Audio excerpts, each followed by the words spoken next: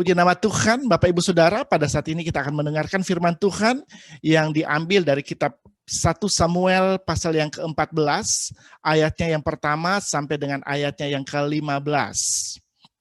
Sekali lagi, firman Tuhan pada saat ini diambil dari kitab 1 Samuel pasal yang ke-14, ayat yang pertama sampai dengan ayat yang ke-15. Bunyinya demikian. Pada suatu hari, Yonatan bin Saul berkata kepada bujang pembawa senjatanya, "Mari kita menyeberang ke dekat pasukan pengawal orang Filistin yang di sebelah sana." Tetapi tidak diberitahukannya hal itu kepada ayahnya. Adapun Saul duduk di ujung Gebea, di bawah pohon delima di Migron. Dan rakyat yang ada bersama-sama dengan dia itu kira-kira 600 orang banyaknya.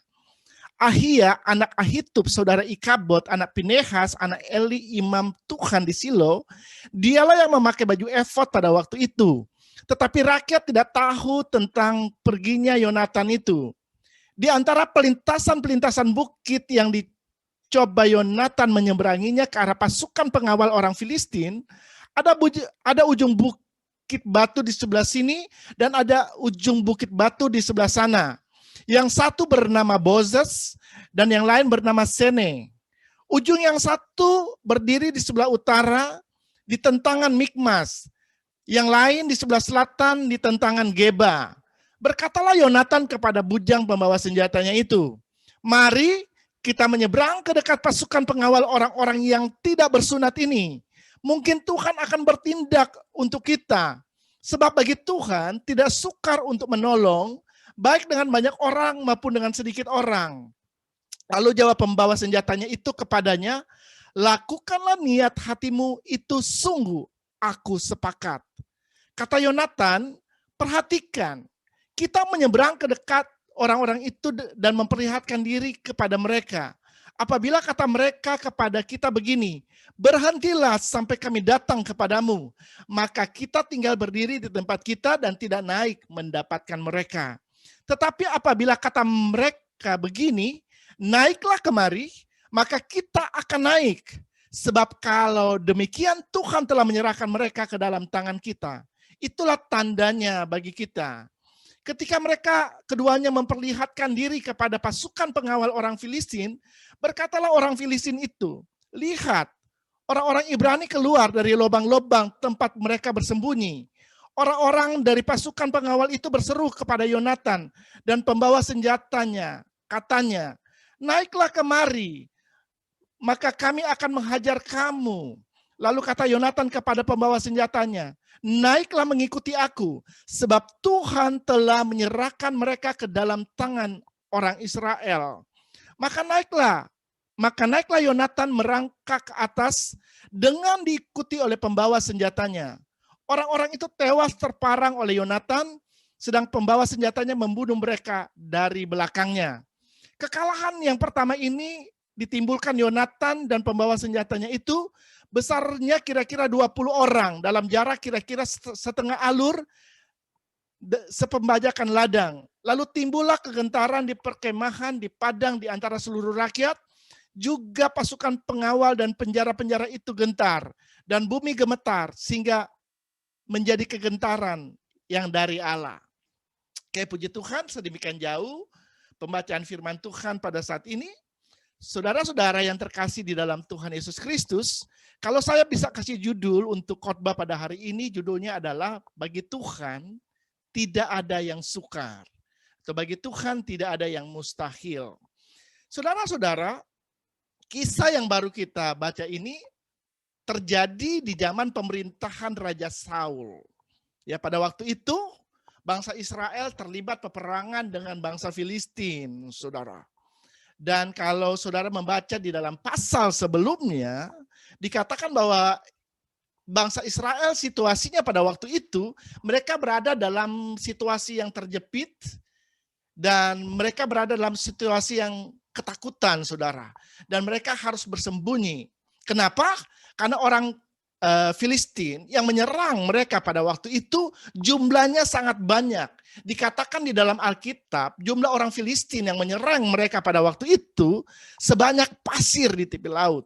Ini artinya jumlah yang tak terhitung banyaknya ya, karena dikatakan seperti pasir di pinggir pantai, saudara. Ya, itu nggak terhitung banyaknya. Kita bisa baca itu di dalam 1 Samuel 13 ayat yang kelima.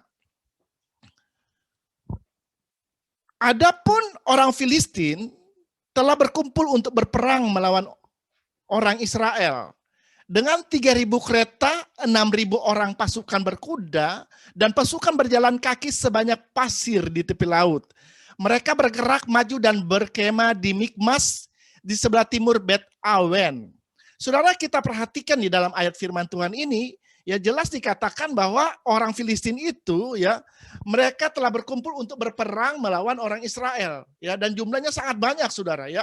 Dikatakan di situ ada 3.000 kereta perang, saudara, ada 6.000 pasukan berkuda, dan ada pasukan yang berjalan kaki yang tidak terhitung jumlahnya seperti pasir di laut. Nah, saudara, situasi yang terjadi pada waktu itu membuat Israel, orang-orang Israel ketakutan, saudara, dan akhirnya mereka menyembunyikan diri.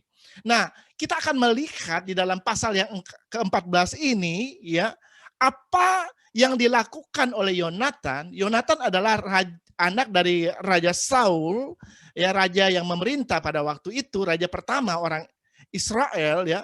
Apa yang dia lakukan untuk menghadapi situasi dan keadaan yang terjadi pada waktu itu.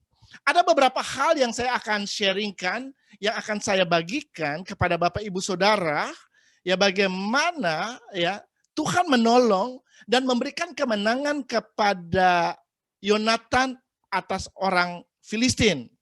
Yang pertama, Yonatan mampu melihat apa yang Tuhan sediakan yang ada di dalam hidupnya dan tidak fokus kepada apa yang dia tidak punya.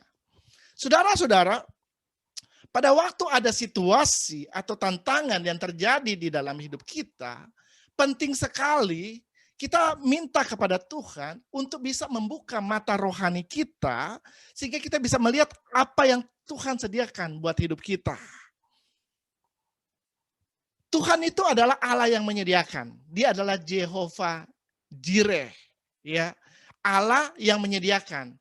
Sebenarnya Tuhan sudah menyediakan segala apa yang kita butuhkan di dalam hidup ini. Yang menjadi masalah kadang-kadang sebagai orang percaya kita tidak bisa melihat apa yang Tuhan sediakan di dalam hidup kita, saudara. Ya, manusia cenderung untuk melihat apa yang tidak ada, bukan kepada apa yang ada, ya, yang Tuhan sediakan di dalam hidupnya.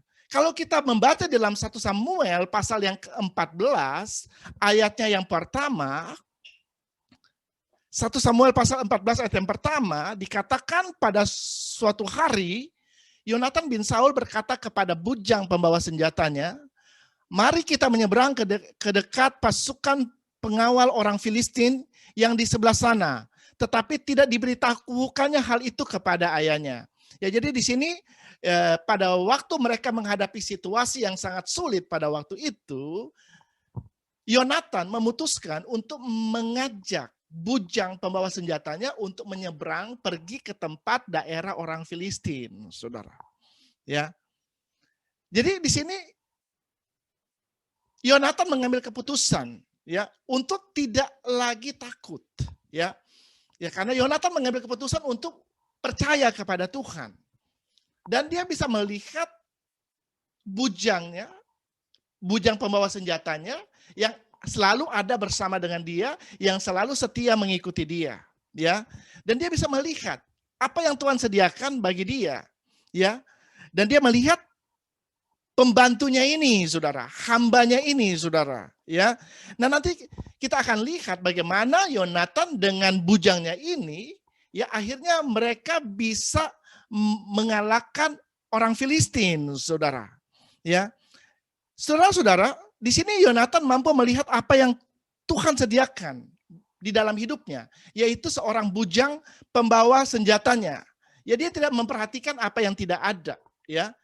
Dia tidak berpikir, ya, kalau saya mempunyai pasukan yang kuat, ya, kalau saya mempunyai senjata yang memadai untuk menghadapi orang Filistin ini, ya, maka saya akan berperang melawan orang Filistin.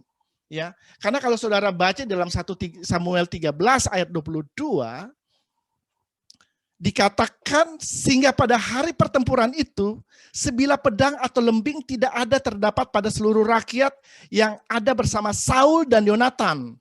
Tetapi Saul dan Yonatan anaknya itu masih mempunyainya. Ya, jadi pada waktu kejadian atau peristiwa ini terjadi, ya, bangsa Israel, rakyat Israel, mereka nggak punya senjata, saudara. Ya, yang punya senjata itu hanya Saul, raja dari Israel, dan anaknya itu, saudara. Nah, bagaimana mereka bisa berperang menghadapi orang Filistin kalau mereka tidak diperlengkapi dengan senjata, saudara?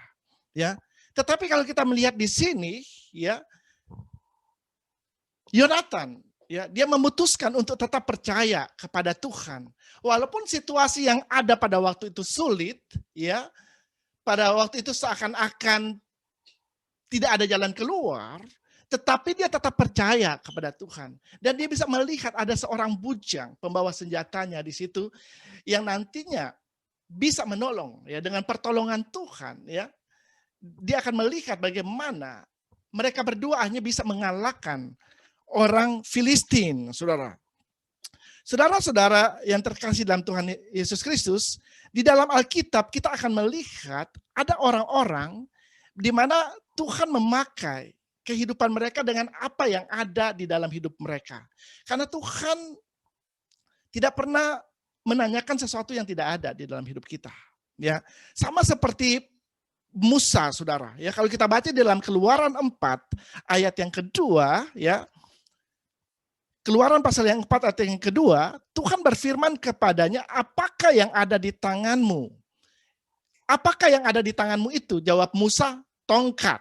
Ya, jadi pada waktu Tuhan mengeluarkan bangsa Israel dari perbudakan di tanah Mesir, dia mau memakai Musa sebagai nabinya yang akan memimpin bangsa Israel keluar dari tanah Mesir untuk menuju ke tanah perjanjian, saudara. Ya, dan dia bertanya kepada Musa, apa yang ada di tanganmu? Ya, Musa bilang tongkat.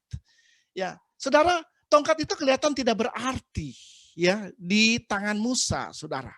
Ya, tetapi Tuhan bisa memakai apa yang tidak berarti menjadi berarti, saudara. Ya, dengan tongkat itu, ya, Tuhan memakai tongkat itu dan Musa bisa melakukan berbagai macam mujizat di tanah Mesir yang akhirnya memaksa Firaun untuk melepaskan bangsa Israel keluar dari tanah Mesir. Bahkan dengan tongkat yang di tangan Musa itu, Tuhan membuat mujizat dengan membelah Laut Merah. Ini adalah suatu mujizat yang sangat spektakuler, saudara. Ya, itu dilakukan dengan tongkat Musa, saudara. Nah, kalau kita lihat juga Raja Daud, ya, sebelum dia menjadi raja, dia harus berhadapan dengan Goliat. Ya, ini suatu cerita yang saya percaya kita semua sudah tahu, saudara. Sangat terkenal, bahkan dari kita sekolah minggu sudah diceritakan tentang perkelahian antara Daud dan Goliat, saudara. Nah, kalau kita lihat, ya, Daud itu pada waktu dia menghadap Raja Saul, ya, dan dia meminta untuk dia menghadapi Goliat ini, karena Goliat ini sudah mengintimidasi bangsa Israel pada waktu itu, sehingga bangsa Israel berada dalam ketakutan. Ya, jadi semua sudah takut, saudara. Nah, pada waktu mereka ketakutan, ya, firman Allah berkata, pada waktu engkau takut, kecillah kekuatanmu. Ya, nah pada waktu itu Daud datang ke medan pertempuran dan akhirnya dia dibawa kepada Raja Saul, ya, dan dia harus berhadapan dengan Goliat, saudara. Ya, Raja Saul mengizinkan dia, singkat ceritanya, dan Raja Saul meminjamkan baju jira dan pedangnya, saudara. Tetapi pada waktu baju jira itu dipakai oleh Daud, ya, kedodoran, saudara. Ya, karena Raja Saul kita tahu dia posturnya lebih dari rata-rata orang Israel. Jadi baju jira, baju perang dari Raja Saul itu kedodoran di badannya Daud, saudara. Ya, dan pedangnya pun keberatan. Jadi dia nggak pakai itu. Yang dia pakai apa yang dia punya, saudara. Yang dia punya apa? Dia punya alih-alih.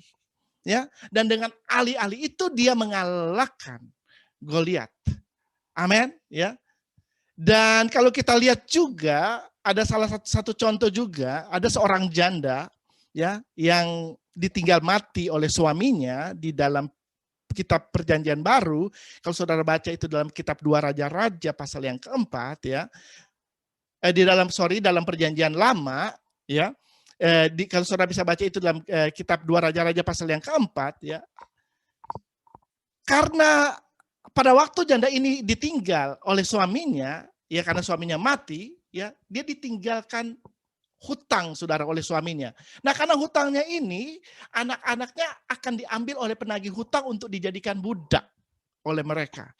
Oleh karena itu janda ini datang kepada Nabi Elisa. Dia minta pertolongan kepada Nabi Elisa, ya.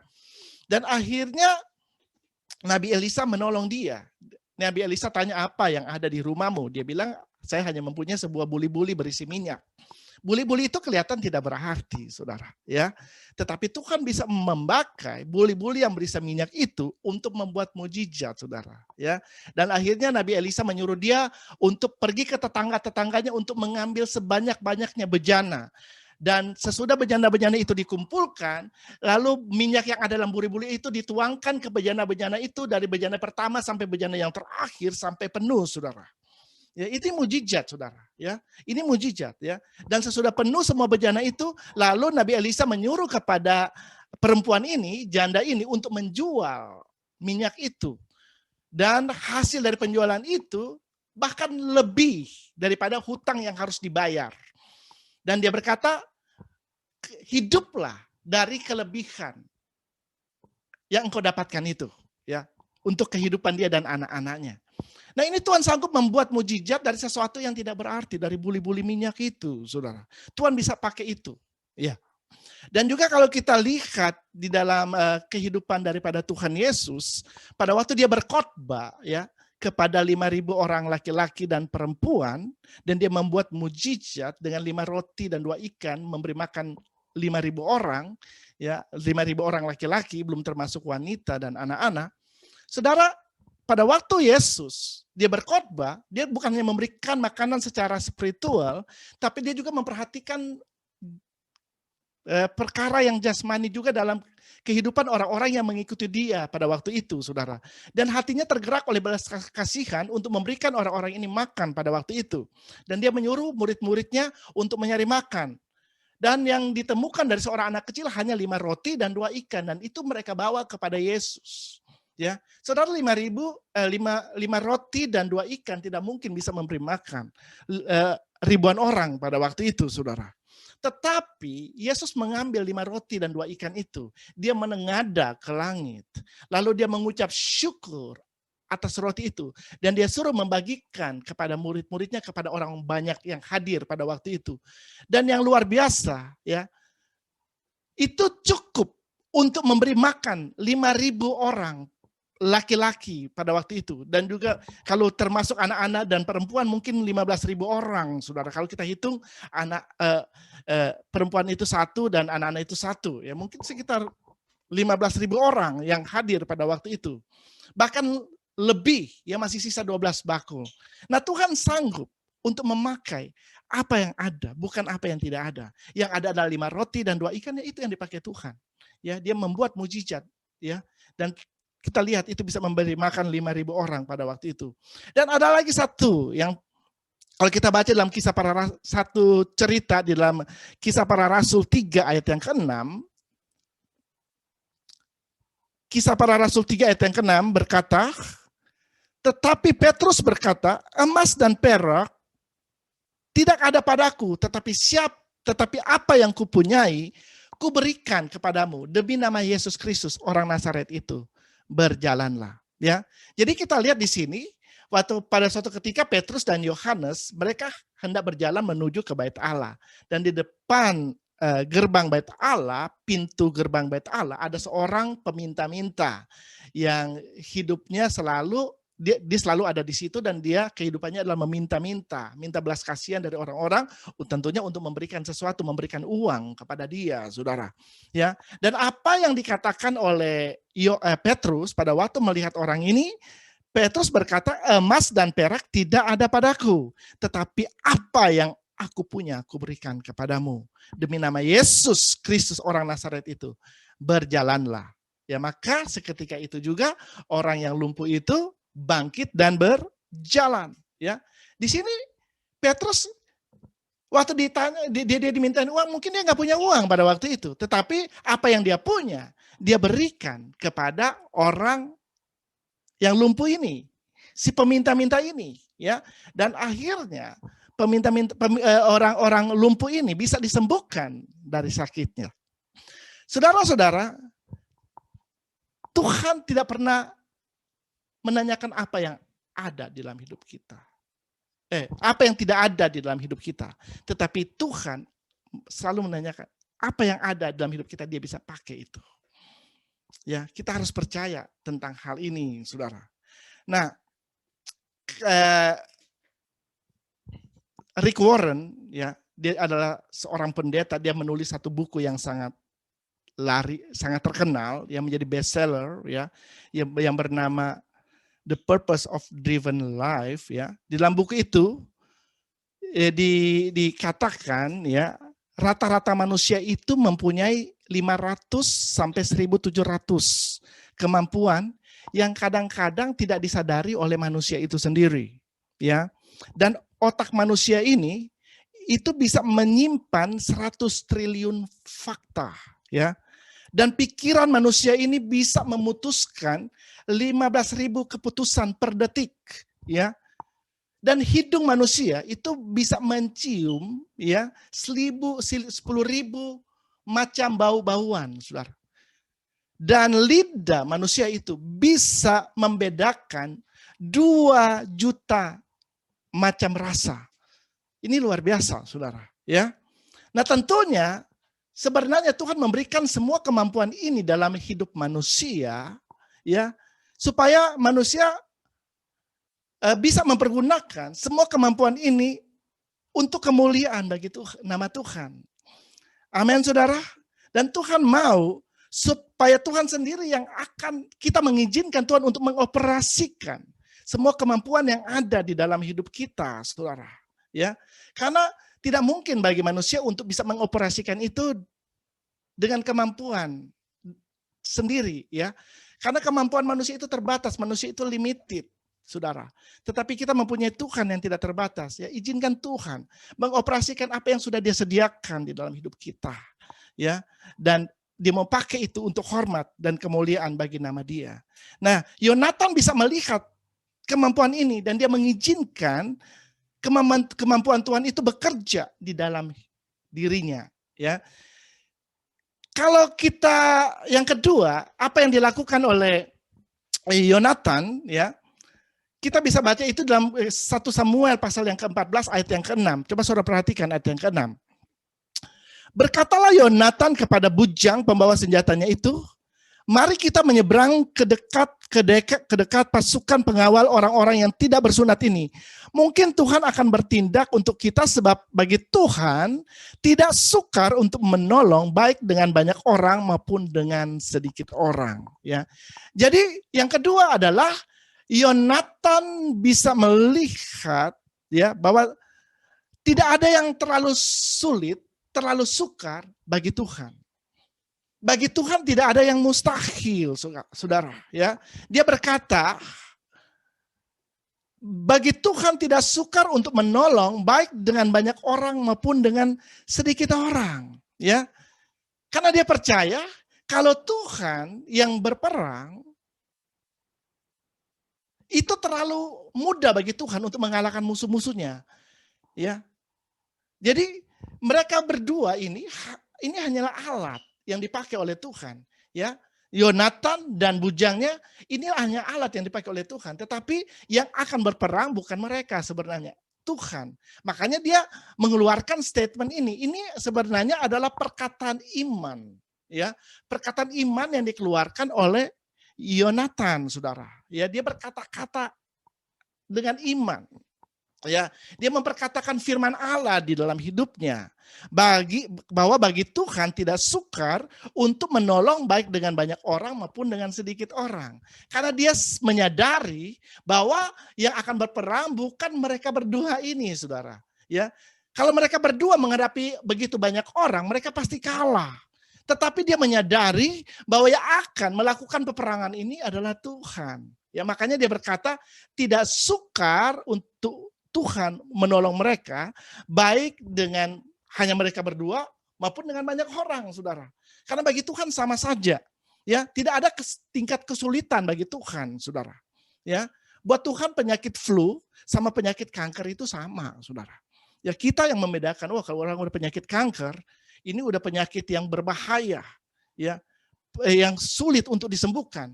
Kalau flu oke lah, ya itu nanti juga sembuh sendiri, ya orang berkata seperti itu. Saudara, bagi Tuhan penyakit kanker, penyakit flu sama saja. Kalau Tuhan berkenan untuk menyembuhkan kita, ya dia sembuhkan aja. Terlalu gampang seperti membalikan telapak tangan, saudara. Ya tidak ada yang sulit bagi Tuhan. Ya karena Tuhan tidak pernah mengenal apa yang namanya masalah. Ya karena dia adalah jalan keluar. Ya pada waktu ada situasi, persoalan, tantangan datang dalam hidup kita, dia adalah jalan. Ya dia sanggup untuk membuat jalan buat kehidupan kita.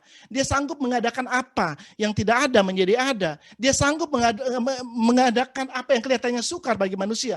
Bagi Tuhan itu terlalu gampang, saudara. Amin. Ya, dia sanggup untuk membuka jalan pada waktu tiada jalan, saudara.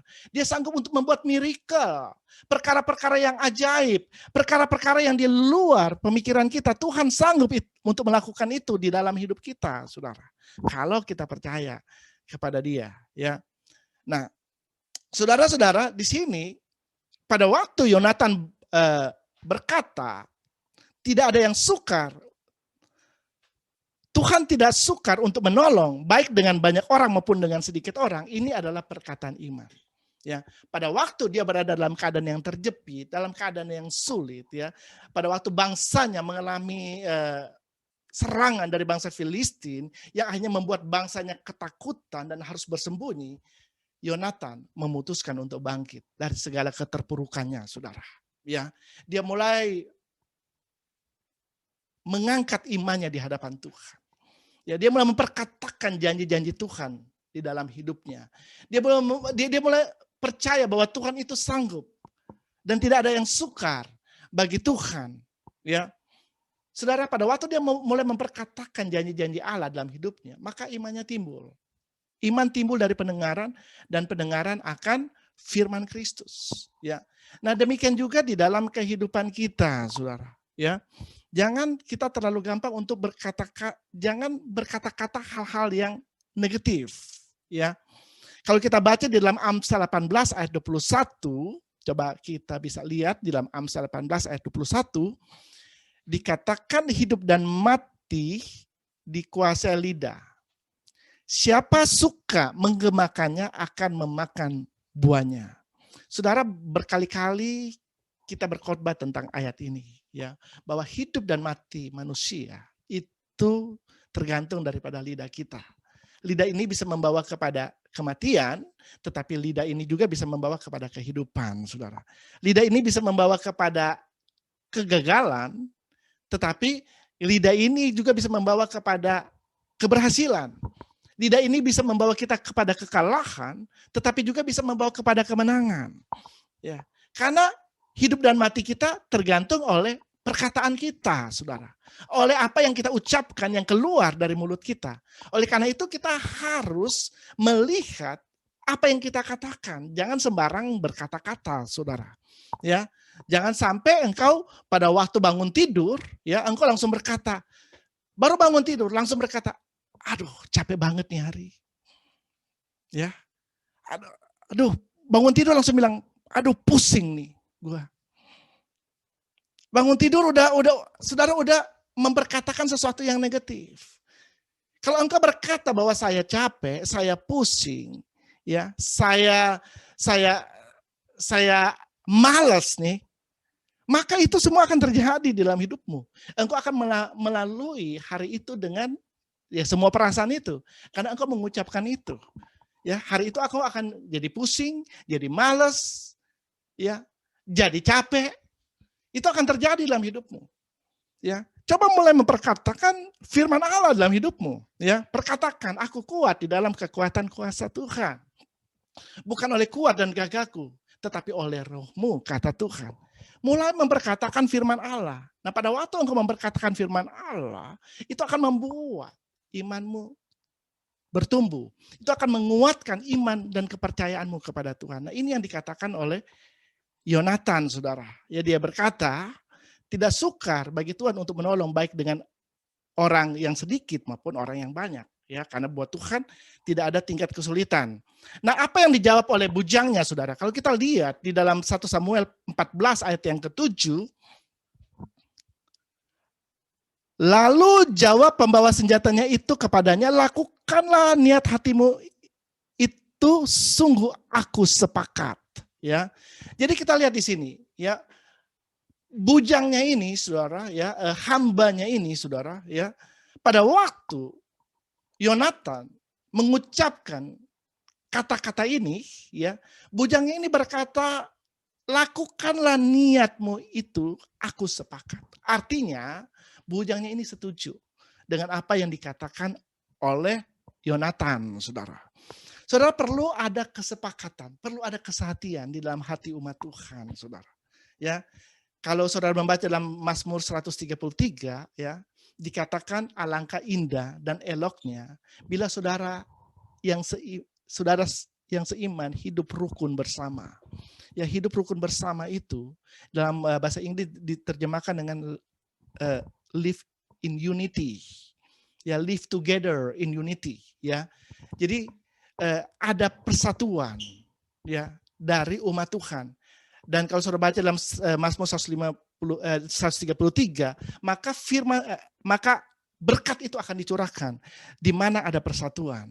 Ya, ada kekuatan, ada kuasa pada waktu umat Tuhan bersatu, saudara. Ya, bukan hanya dicurahkan, tetapi berkat itu diperintahkan.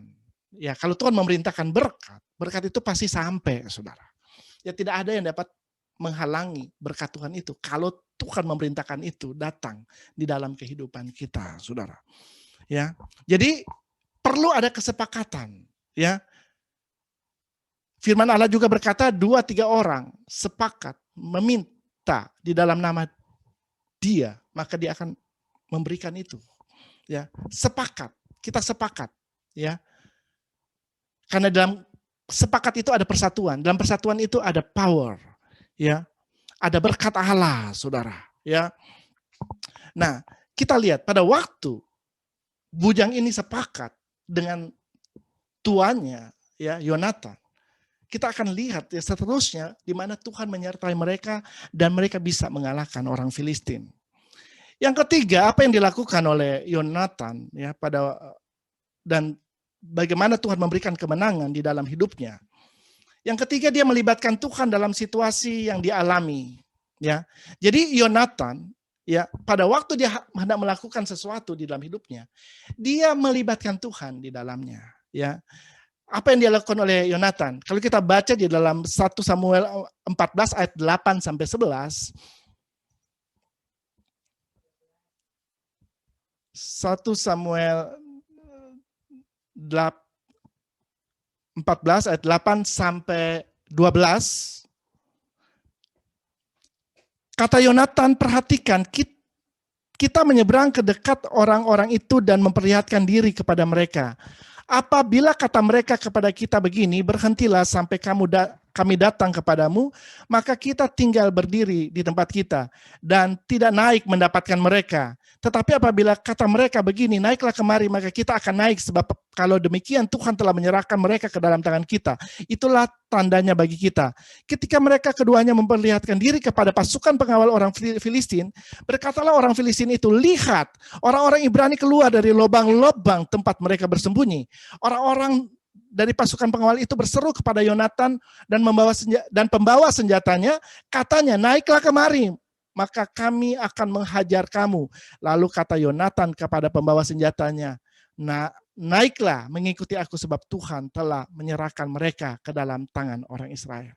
Ya, jadi di sini, saudara, kalau kita melihat dalam ayat-ayat firman Tuhan yang baru kita baca ini, ya, di sini Yonatan dalam melakukan sesuatu, dia melibatkan Tuhan di dalamnya, saudara. Ya, di sini dia minta tanda. Tanda apa? Tanda perkenanan Tuhan. Ya, apakah Tuhan berkenan untuk dia menyerang orang Filistin itu atau tidak? Nah, dia meminta tanda. Artinya dia bertanya kepada Tuhan. Ya, dia bertanya terlebih dahulu kepada Tuhan sebelum dia melakukan sebuah tindakan di dalam hidupnya. Ya. Dan penting sekali di dalam hidup kita juga melibatkan Tuhan dalam apapun situasi keadaan yang kita alami, saudara. Ya, nah kadang-kadang manusia suka menjadikan Tuhan sebagai alternatif yang terakhir, saudara. Ya, pada waktu ada situasi keadaan datang dalam hidupnya, dia coba berusaha dengan kekuatan dirinya sendiri. Ya, dia coba berusaha dengan pemikirannya sendiri, saudara. Ya, giliran sudah tidak ada jalan keluar, kayaknya udah mentok di sini sana, baru alternatif yang terakhir datang kepada Tuhan. Seharusnya, ya, pada waktu ada situasi dan keadaan yang terjadi dalam hidup kita, sedini mungkin kita melibatkan Tuhan. Amin. Ya. Nah, yang dilakukan oleh Yonatan, ya, dia melibatkan Tuhan pada waktu ada situasi.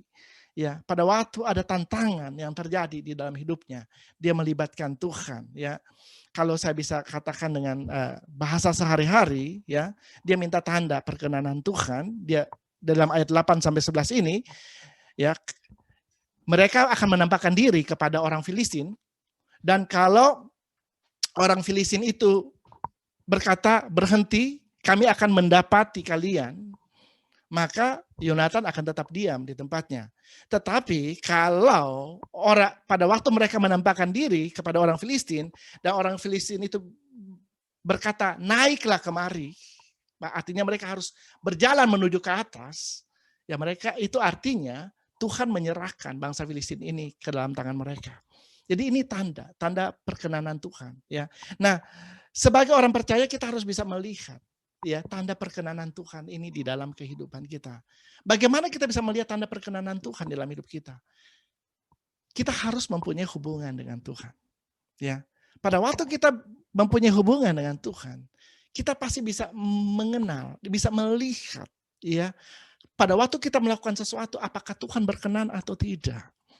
Ya, kita pasti bisa mendengar ketika Tuhan berbicara di dalam hidup kita. Ya, beberapa minggu yang lalu saya khotbah di tempat ini, ya, bagaimana seekor domba dia mengenal suara gembalanya, saudara. Kenapa domba bisa mengenal suara gembalanya? Karena dia mempunyai hubungan dengan gembalanya. Ya, pada waktu gembalanya itu memanggil dia akan mendengar dan dia akan mengikuti gembalanya. Jadi di mana gembalanya berada, dia di sana dia akan pergi, saudara. Dia akan berada. Ya, saudara-saudara, Yonatan bisa melihat perkenanan Tuhan di dalam hidupnya, saudara. Ya, dia selalu melibatkan Tuhan pada waktu dia melakukan sesuatu di dalam hidupnya. Oleh karena itu, Tuhan memberikan kemenangan di dalam hidupnya. Kita lihat yang keempat yang dilakukan oleh Yonatan. Yonatan tidak melihat tantangan sebagai ancaman, tetapi sebagai kesempatan atau peluang untuk melihat pertolongan dan kebesaran Tuhan. Ya, kita bisa baca ayatnya di dalam ayat yang ke-13 sampai ayat yang ke-15. Maka naiklah Yonatan merangkak ke atas dengan diikuti oleh pembawa senjatanya.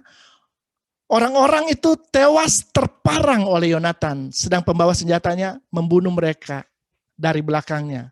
Kekalahan yang pertama ini yang ditimbulkan Yonatan dan pembawa senjatanya itu sebesarnya kira-kira 20 orang dalam jarak kira-kira setengah alur dari pembajakan ladang. Lalu timbullah kegentaran di perkemahan, di padang dan di antara seluruh rakyat. Juga pasukan pengawal dan penjara-penjara itu gentar dan bumi gemetar sehingga menjadi kegentaran yang dari Allah. Saudara-saudara, kita lihat di sini, ya. Yonatan, ya, di sini dia tidak takut menghadapi ancaman dari orang Filistin, saudara. Ya, dia tidak takut menghadapi Ancaman orang Filistin yang persenjataannya mungkin lebih kuat dan orang-orangnya lebih banyak daripada dia, saudara. Ya, karena dia percaya, ya, dia tahu ya bahwa Tuhan sudah membuka jalan bagi dia untuk menuju kepada kemenangan. Ya, oleh karena itu pada waktu dia melihat, ya, dia melihat tanda perkenanan Tuhan itu, dia langsung bertindak, saudara.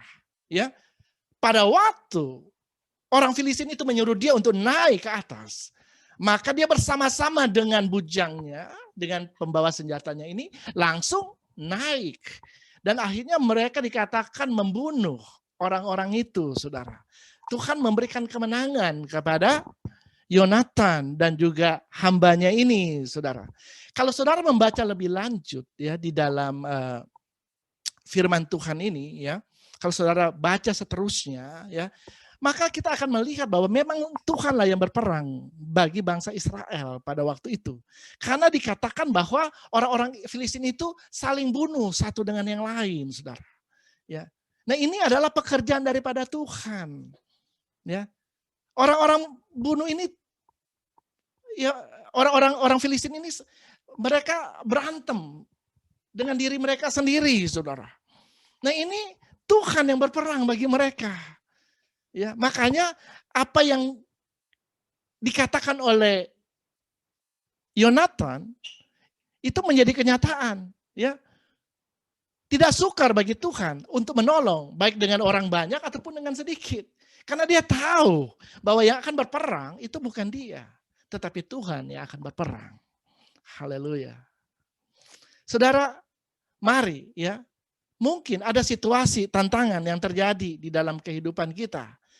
Tapi marilah kita melihat, ya, kesempatan, kita melihat tantangan, situasi, keadaan yang terjadi dalam hidup kita sebagai peluang, kesempatan untuk melihat kedahsyatan Tuhan, untuk melihat kebesaran Tuhan di dalam hidup kita. Karena memang orang percaya tidak diajar untuk menghindari tantangan, tidak diajar untuk lari dari tantangan, tetapi kita harus menghadapi apapun tantangan yang ada di hadapan kita.